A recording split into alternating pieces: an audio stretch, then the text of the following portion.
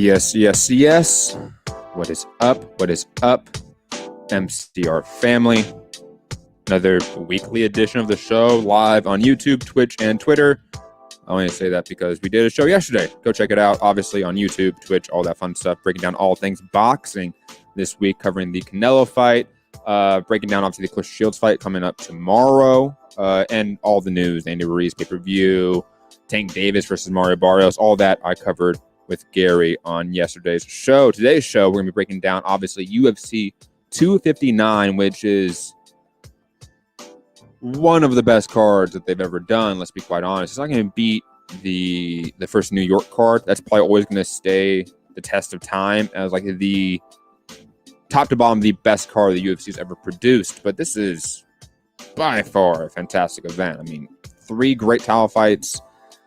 You can argue that obviously the top fight is a super fight, between 2 different champions, 2 different divisions.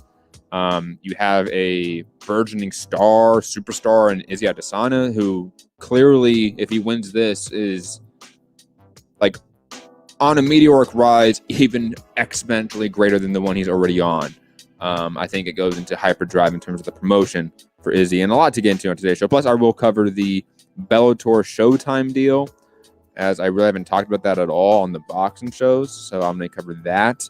And I will briefly break down the Derek Lewis knockout over Curtis Blades, because that was a great knockout.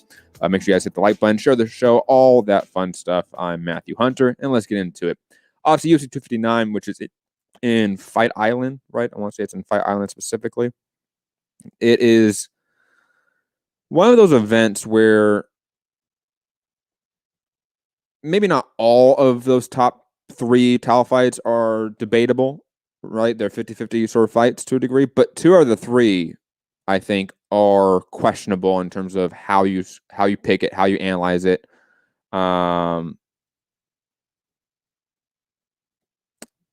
People in the chat already upset, man. Yes, this is one of the better cards in some time, for sure. I mean, those top 3 fights alone are fantastic. Even like the undercard's great, and I'll get into it. But Jan Blachowicz should be a real test for Izzy Adesanya. To say that he's not going to be a test and straightforward, I think is a little bit wrong. I'm still picking Izzy in that fight, not to, show my hand before we get to it. But Peter Yan, Aljamain Sterling, I mean, you already agree that in the chat, Yuta, that's going to be a 50-50 fight. That is a 50-50 fight. There's tons of ways that match can go down.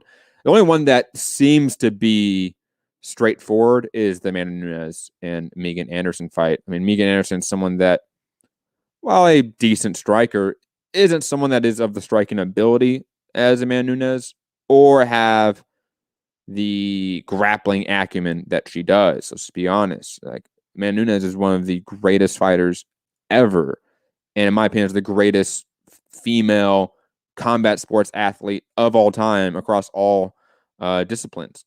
Megan Anderson's the top 10 fighter in a division that is not the best. Let's be just quite honest about it. Like that. Amanda Nunes and Megan Anderson are going to look a lot like Canelo Alvarez versus Yildirim on last Saturday. It's going to be like that much of a disparity, even though, like, again, relative to their status, they're still world level fighters that they're fighting, but the gap in ability is just astronomical.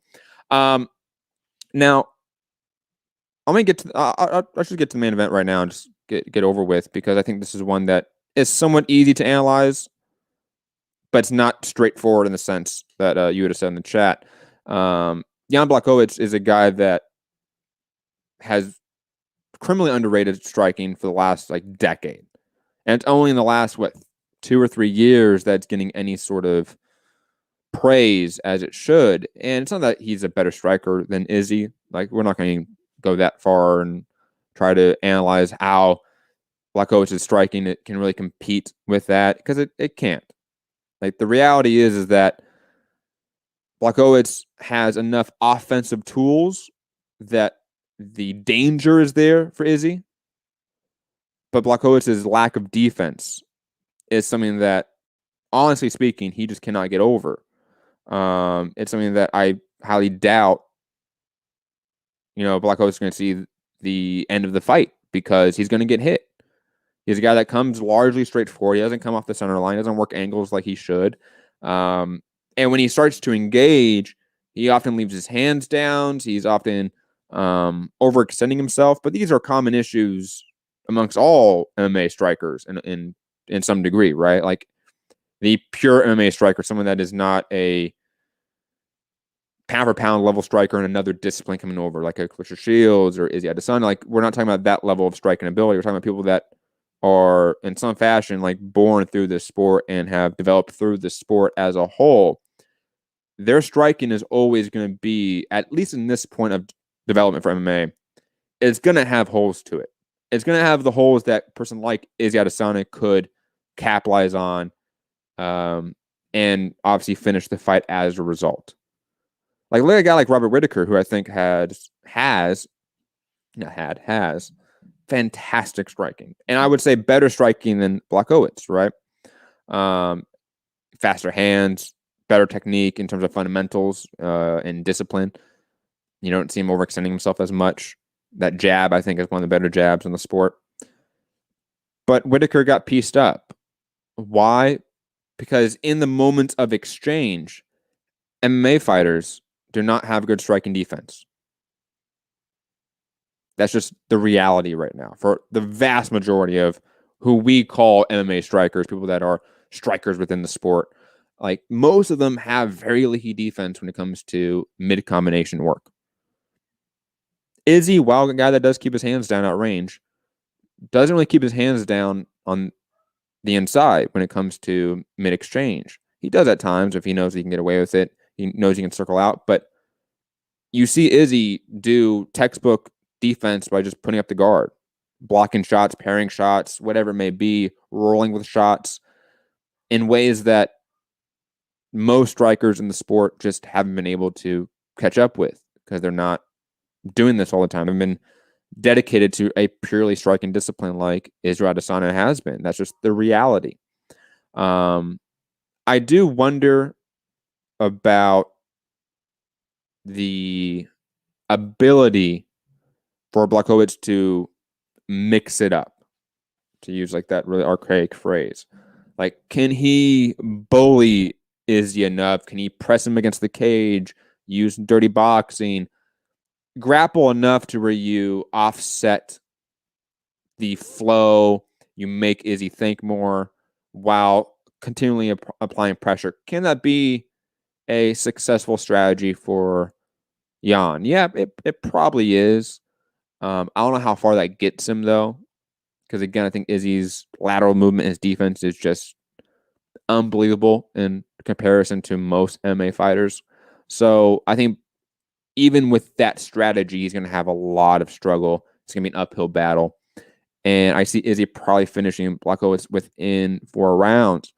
But like I said at the very top of analyzing this fight, Blachowicz presents enough offensive tools and danger that this could be a very different fight if Izzy gets clipped and all of a sudden momentum is shifted. That is not unlikely. We've seen Izzy get clipped and have to readjust, and he did with Kelvin Gastelum, but that did affect the fight. Can Blachowicz do a Kelvin Gastelum type strategy where you mix it up enough when it comes to grappling and striking, trying to push the pace and sort of the real estate of the fight? Can he find some recipe for success? Yes. Is it going to be enough? I'm guessing and I'm predicting no. But this isn't straightforward in a sense, and like, this is going to be an easy fight. This is going to be tough. This is an extremely dangerous matchup for Israel Adesanya, and it's one that is high risk, low reward in some fashion, because this isn't John Jones. You know, this isn't even Daniel Cormier or Alexander Gustafsson, someone that has been on pay-per-view, that has some cachet with more of a mainstream audience. This is Jan Blachowicz, a guy that was a perennial top 15 guy for a decade, and all of a sudden found a run, and the division was open because of John Jones' absence, and he collected a belt. So, again, it's an intriguing matchup in some fashion, but one that I think most people will pick Izzy. But don't be surprised if Izzy ends up like suffering a shock KO loss. If I had to predict someone like upsetting Izzy in that fashion out of the last few matchups, Blachowicz is high up there. Maybe like Romero, of course. Just being able to like one punch, one strike, change the fight. I didn't really think that with Whitaker. I thought Whitaker could compete with him in terms of a striking technique perspective and really make it more of a back and forth competitive fight, but ultimately lose. That didn't happen. He got outclassed. Romero showed up and didn't do anything for the whole fight. Can Blachowicz do something here to shock the world? It wouldn't be the most shocking thing. I'll put it that way. It's only shocking because of the name. It's a guy that no one really puts much stock into. Like, Blachowicz's legacy is what? You know what I mean? Like, it's just one of those fighters that people sleep on, to be quite honest. Yuta in the chat saying the only issue is, can Israel keep off 205 pounders because there would be a strength advantage for Jan. Yeah, that's kind of what I talk about in terms of pushing the real estate, right? Like pushing Izzy to the fence, grappling with him, clinching with him, make him wear your body and your weight and your mass. Absolutely, that can play a factor in this fight, and I'm curious about that. Though Izzy does look like significantly bigger for this matchup than he did at middleweight. Am I the only one like seeing that? Like Izzy looks far more filled out in terms of his upper body, his torso, than in the middleweight division. So I don't know.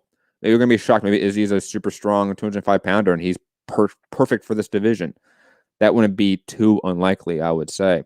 The co-main event, Amanda Nunes versus Megan Anderson. I mean, what can we really say about this? Again, from what I said at the top, Amanda Nunes is the greatest female combat sports athlete of all time across all disciplines, and she's one of the best MMA fighters, period, of all time. Like, if you're doing a short list for the top 10 fighters in MMA history, she should probably be on that list. Like, there's just no way ifs, ands, or buts about it. Like, she has to be on that list. Anyone else you would put above her, she's probably beat them. And a lot of people you might put up ahead of her, she has better accolades and better wins against. Like, that's just the reality. And plus, I mean, her style is a devastating, fun style, except for the Shevchenko fights, for obvious reasons. But Amanda Nunes, I think, is going to come in here and really bully Megan Anderson and probably get her out here within 2 rounds. I mean, this is not going to be that competitive, unfortunately. And I like Megan Anderson. I think she's a very nice person. I've interviewed her before. Lovely individual to be around, to be quite honestly. Just a good presence, good vibe, good energy. Especially when like cutting weight and stuff like that. Like, surprised at the level of energy she had in the interview. But Amanda Nunes is the GOAT. Like, she's the GOAT. Like, she just is. Like, I don't know how you can argue against that. Sports Genius in the chat saying, nah, bro, it's Ronda Rousey. I mean, you can safely say Ronda Rousey is the biggest women's athlete and combat sports athlete of all time in terms of pure numbers and metrics, right? So if that's what you're arguing, I agree with you on that. In terms of the best, no, it's not Ronda Rousey, the person that got knocked out in a round by Amanda Nunes. And then Amanda Nunes went on to beat Chris Cyborg. Like, it's not close, man. It just really isn't. Even though they're controversial, she has 2 wins against Valentina Shevchenko. It's going to be really hard to hate on Amanda Nunes' legacy, resume, whatever it may be. I mean, she hasn't lost in 7 years to Kat Zingano, man. That's how long ago it was when Kat Zingano was relevant.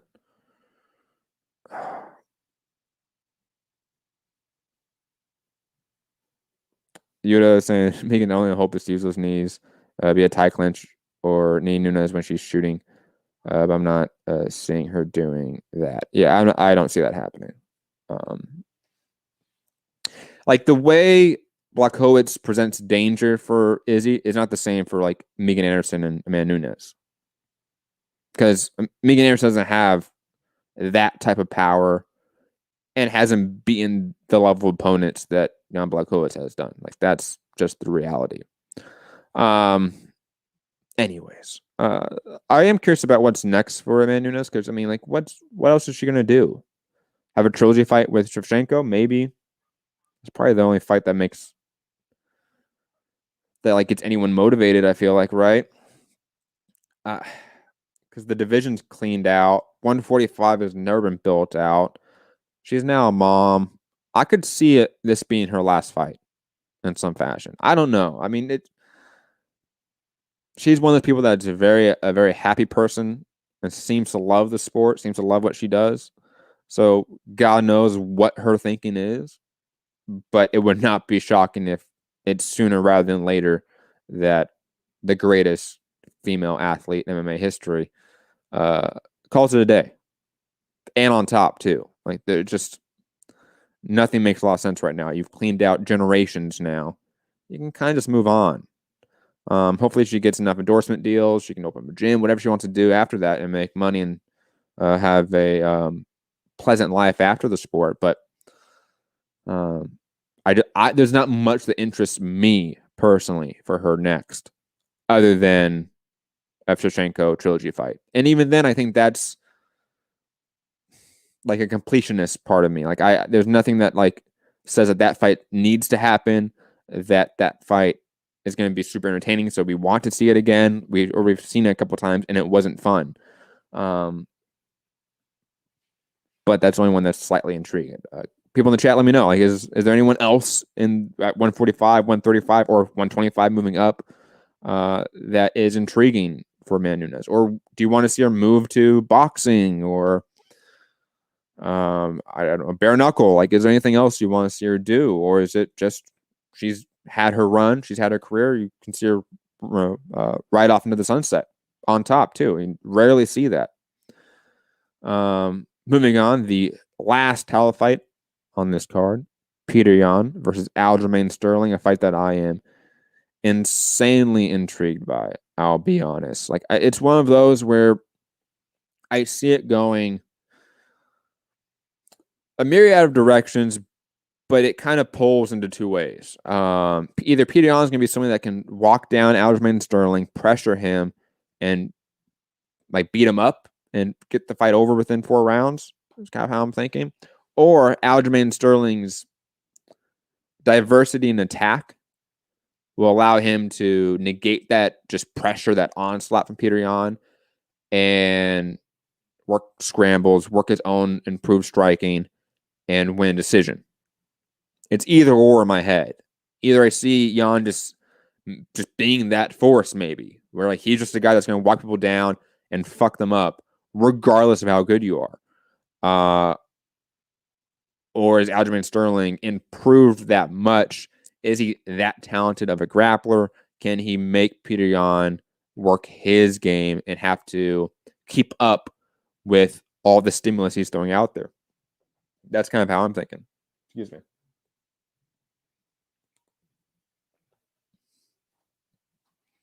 You know what? Thanks for mentioning her. For some reason, the name left my mind. Isn't Kayla Harrison trying to come down to 145? That would be an interesting matchup. Absolutely. If she is trying to come down to 145, and I haven't seen that, so I don't know if that's the case, but if she is, that's a matchup that is intriguing. 100%. Because then you're thinking about it in the sense of now she's fighting not a faded, dilapidated, all-time grappler like Ronda Rousey. She's facing a in the prime, on the rise grappler that's even better than Ronda Rousey. It would answer a lot of questions, maybe. For someone like the true Ronda Rousey stands, I think it would answer questions. Absolutely. Sports Genius bring up another name that I wouldn't mind. Nunes should box Shields. That's a big fight. She's 32, not that old. True, she isn't that old.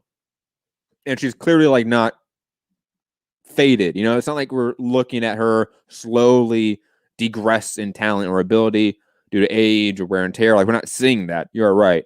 And Claressa Shields would be a fun fight. The only issue is that those two women that we just mentioned are in PFL and are seemingly on a long-term path towards each other within that promotion. So we're thinking about, 2 or 3 years on the line when Nunes can fight either Shields or Kayla Harrison, it's a long time from now. She's going to be 35 at that time, 34 at that time. There's a timing issue here with those matchups, though. If I can wave a magic wand, I would probably just make the Kayla Harrison fight and Amanda Nunes fight next, obviously, because Clarissa Shields needs more time. But I should reframe the topic, because Sports Genius did say that Nunes should box Shields, not that Shields should fight in MMA with Amanda Nunes. Maybe. Though, when Clarissa Shields came out and said that she could go down to 147 and fight Brackus, McCaskill, like even Katie Taylor, like those are more intriguing matchups in boxing for me for Clarissa Shields. If she wants to fight Amanda Nunes, I'd rather see it in a MMA fight, to be quite honest. I don't know how you guys think or feel about that. Because, yeah, I don't know. It's one of those, like, it's either or, because either scenario, you have fighters fighting way outside their element, and they're most likely going to lose, right? Like, Amanda Nunes boxing Clarissa Shields is not going to go well for Amanda Nunes. Likewise, Clarissa Shields in an MMA contest with Amanda Nunes, that's probably not going to go well. But anyways, digressing. What else about Peter Yan? Aljamain Sterling, don't want to say. Obviously, Cody Sandhagen should get the winner of that fight. Right? I'm trying to think of anyone else that's like deserving of the winner of this. Cody Sandhagen, especially after that flying knee knockout over Frankie Edgar. And that low-key promo he pulled, even though it wasn't a real promo in like the sense of like McGregor promo or anything like that. Like, it's not like that. But that got me hyped for the idea of Cody Sandhagen versus either Aljamain Sterling again or Peter Yan for first time. Absolutely.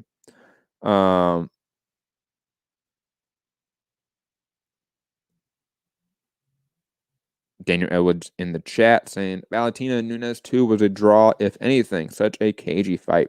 Yeah, it's probably a draw.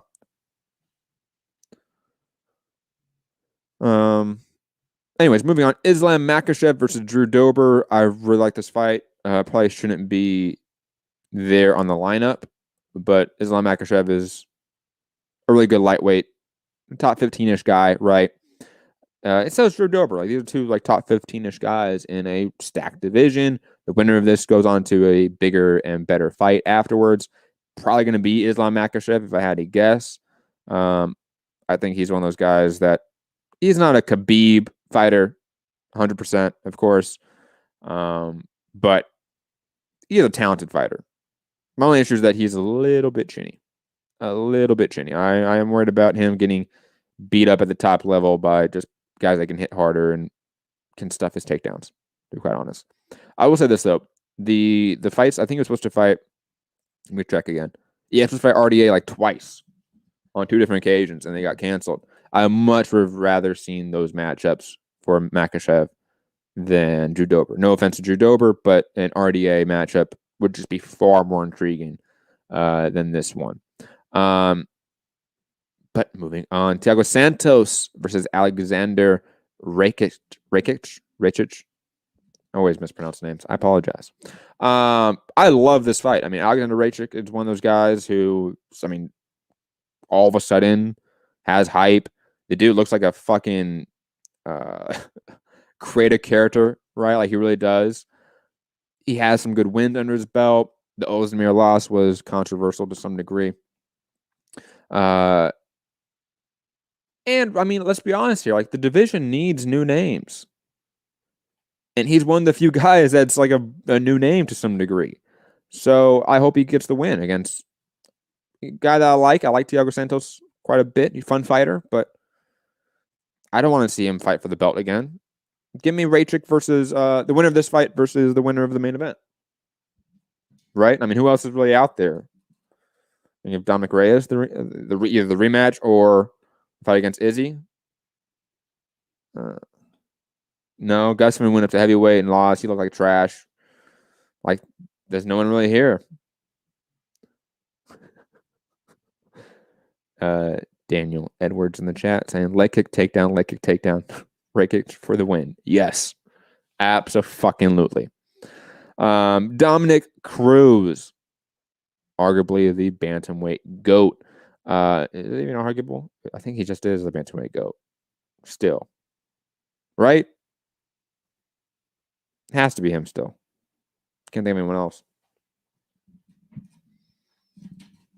Yeah, it has to be him. Anyways, digressing. We get versus Casey Kenny. Casey Kenny obviously got a little bit viral. I think it was 3 weeks ago, maybe a month ago, when he was on the what podcast was it? And he like hated on Megan Anderson and said like he wouldn't like sleep with her and shit like that. First off, dude, look in the mirror, Casey. Gotta look in the mirror, buddy. Gotta know your pecking order. Okay. Oh, it was the O'Malley podcast. Yeah, shout out to O'Malley, like losing like all of his like goodwill with the fans in the last like year or so. Shout out to him, man. I mean, it takes a lot of like skill to like ruin your reputation when you're like a beloved fan favorite. And like a fan favorite at like a very early stage in your career. Like O'Malley was a fan favorite from the very get-go because he smoked weed and had cool hair and shit like that, or funny hair or shit like that, right? Like that's all that you needed. And he had like tattoos. Cool, okay. MMA fans love you. And then he just continues to like just do stupid shit. Casey Kenny is not that guy though. I don't think he was ever a fan favorite. Let's be quite honest. Hey, Yuta, I don't know if you've ever dated women taller than you, but it's not bad. It's okay. And Megan is very tall. She is a very tall lady. But not like intimidating tall. Like, and she's still obviously a very beautiful woman. Come on. Daniel Edwards in the chat. Why is my dog barking? There was no one there. Why? Do you guys hear that? If you guys hear my dog barking, let me know. I'll go and give him a dog treat or something. Daniel Edwards saying that I saw coming with that podcast. They're reckless. They do seem a little bit reckless for sure. Like the comment they made about drug use was ridiculous. That he wouldn't be addicted to like opiates, something like that, because he's not an idiot, something like that. Like I forget like how he said it. Like, guy's just stupid. He hasn't burned his goodwill like Masvidal did. That was epic Hall of Fame levels of just like burning your public reputation to the ground. Amazing stuff. Anyways, what was I going to say? Dominic Cruz, Casey Kenny. I hope Dominic Cruz wins.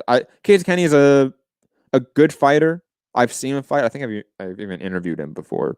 I could be wrong about that. But I want to say I did. And he's a guy that scraps. You know, like average striking, average grappling, but he applies a lot of pressure, good in the scramble, and that gets you far, right? And he seems to be durable. I will say that.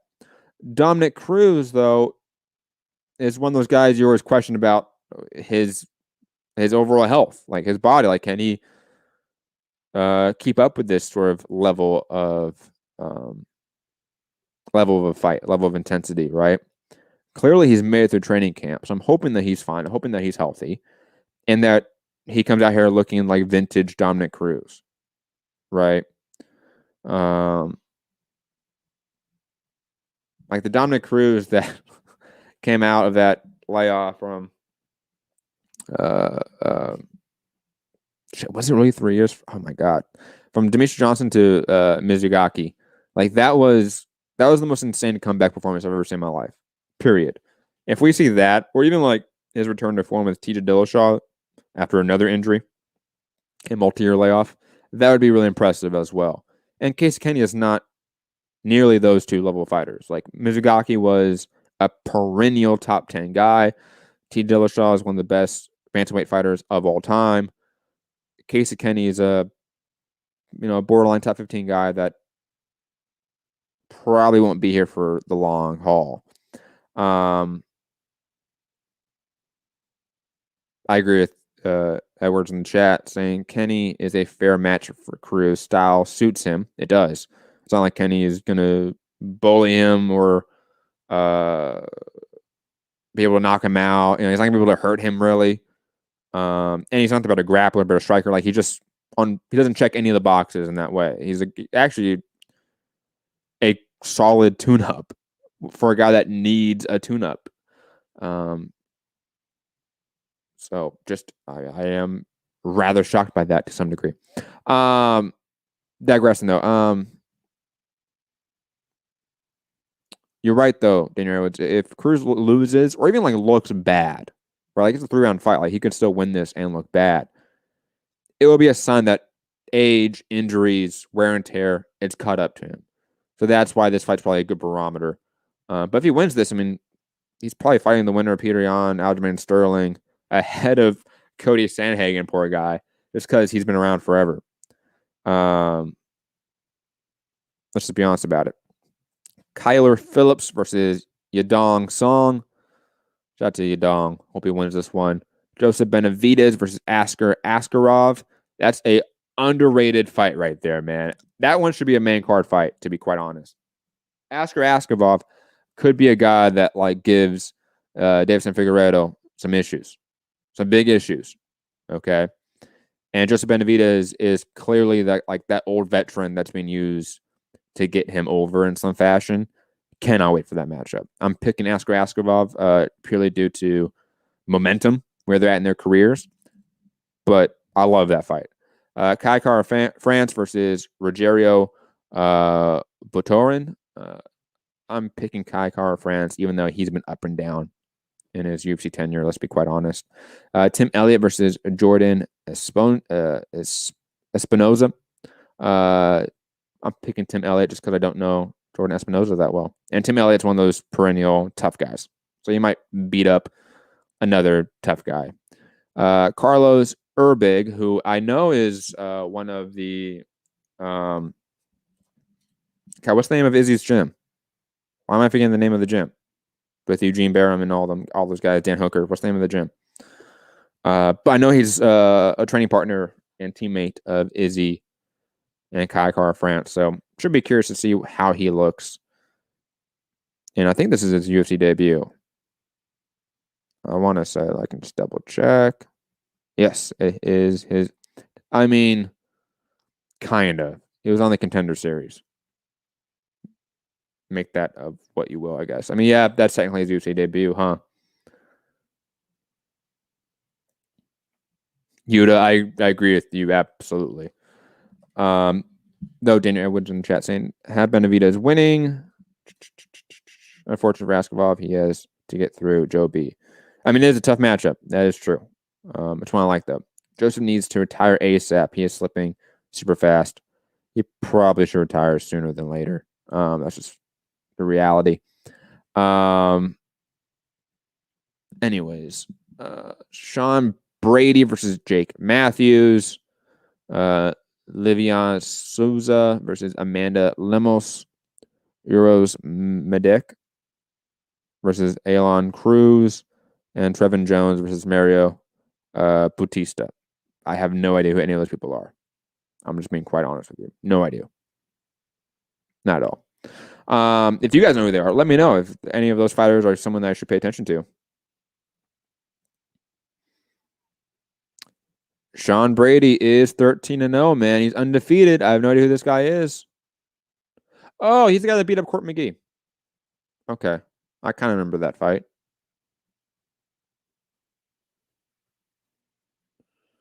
Yeah, I might pick him against Jake Matthews. Jake Matthews is one of those guys that never really panned out, in my opinion. Good fighter, but not, truly world level in that sense. Medic, Daniel Edwards in the chat saying, Medic looked ferocious on the Contender Series. He is 6-0. What country is he from? What's that flag? Can't recognize it. Serbia. Ooh. Serbian fighter. Anyways. Let me see. I may talk briefly about the Derek Lewis knockout over Curtis Blade, just because, holy shit, Derek Lewis keeps doing that shit, man. the amount of times I've seen Derek Lewis behind on scorecards, getting pieced up or getting just outfought, right? And then landing a just single shot and finishing it it's too many to count. Like the one that always comes up is Alexander Volkov in my mind, because that was 3 rounds in the hole. It's like 20 seconds left in the fight, and he just knocks him out. Like it was just over. Curtis Blades, though this was the second round, was clearly on his way to winning this fight. Was doing the right things too, without striking Derek Lewis, and then boom, knocked out, uppercut, over. Jesus Christ, man. Derek Lewis is one of those guys who, I mean, what's his legacy going to be like? I'm always curious with guys like this. Like, he's going to be this generation's Tank Abbott, but clearly, like, far better than that. Right? Like, it's not a one-to-one comparison anyway. But Jesus Christ. Anyways, I'm going to briefly, because I got another show. Everyone, check it out on Trending Now Network coming up very soon. Let me actually put it in the chat here in a second. I'll get to it. But I'll be back on in about 20 minutes on Trending Now Network talking all things politics, history, and the like. So check that out. If you don't know where to find that channel, obviously just Trending Now Network on YouTube, or go to our homepage on YouTube right now on Mixed Come Out Radio, and you can find the video at the very, very top. Also, our Twitch channel, like we stream both channels through one Twitch channel, Trending Now Network. So if you want to find any of our content on Twitch, Trending Now Network, you get Mixed Combat Radio, General Strike Podcast, and History of Socialism. Highly recommend that as well. Yuda saying Derek Lewis is a slightly better cardio version of Mark Hunt. Yeah, it's probably an apt comparison. And like think about like Mark Hunt's beloved by fans, right? Like he has that effect too, If you're a tubby guy, let's just be honest about this. If you're a tubby guy, you have that attitude, that like don't give a fuck attitude, and you're slightly funny. That always helps. Let's be honest. And you knock motherfuckers out, fans are gonna love you. Like you're always gonna be a fan favorite. Like that will never go away. Anyways, but Bellator, let's get to Bellator news right now. As I briefly share this on our YouTube chat. That's our next show coming up the second this show is over. Bellator announced a new TV deal with Showtime. And this is intriguing on multiple levels. One, it's DAZN losing some quality content, to be quite honest, and content that was not boxing, but combat sport adjacent, of course, and you could cross-pollinate promotion. It was a very smart get by DAZN to have Bellator with their boxing content. I thought it was one of the few things they did that was quite brilliant, because that's what I would have done.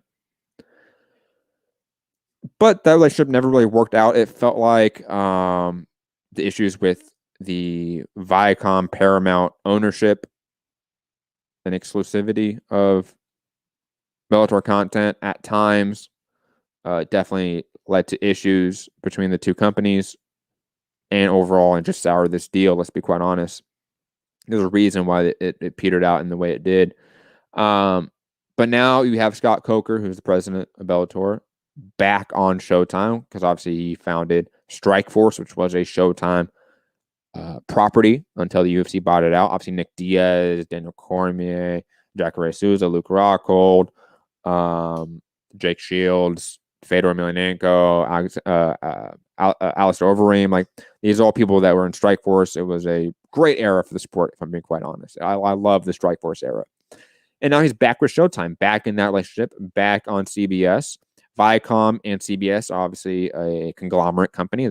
They're one and the same since a merger, I want to say about 5 years ago. Maybe wrong on when that merger happened, but it happened some time ago. So Viacom, which used to own the Paramount Network, or does own the Paramount Network, which used to be the other channel Bellator was on.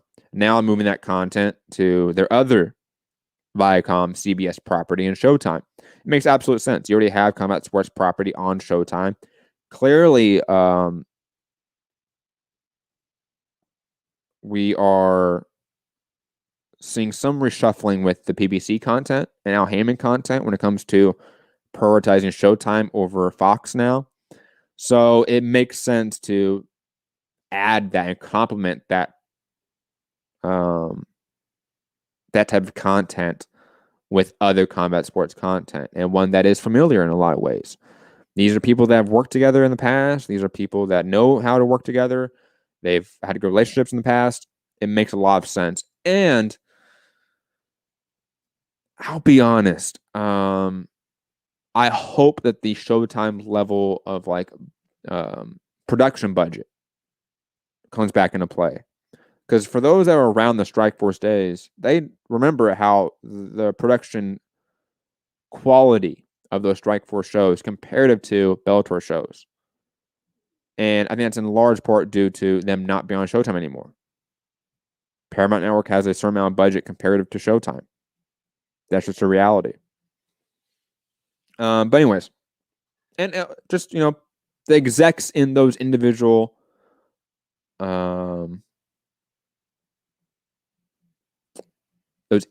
companies, right? Like, even though they're all owned by a mega conglomerate, Viacom CBS, there are individual execs within Showtime that are different than Paramount that know combat sports better than execs at Paramount. So there should be better content, better overall production for Bellator events going forward. We do know that the first event, obviously, I just showed earlier, was Patricio Pitbull versus Emmanuel Sanchez. Quality event. But the real meat to this story, I think, is the light heavyweight tournament. You have Yoel Romero now in Bellator. You have Corey Anderson now in Bellator. Anthony Rumble Johnson now in Bellator. You're matching up Yoel Romero and Rumble Johnson in the first round of the tournament. Ryan Bader's still in it. Like, that's a quality tournament. Like, I'll be honest.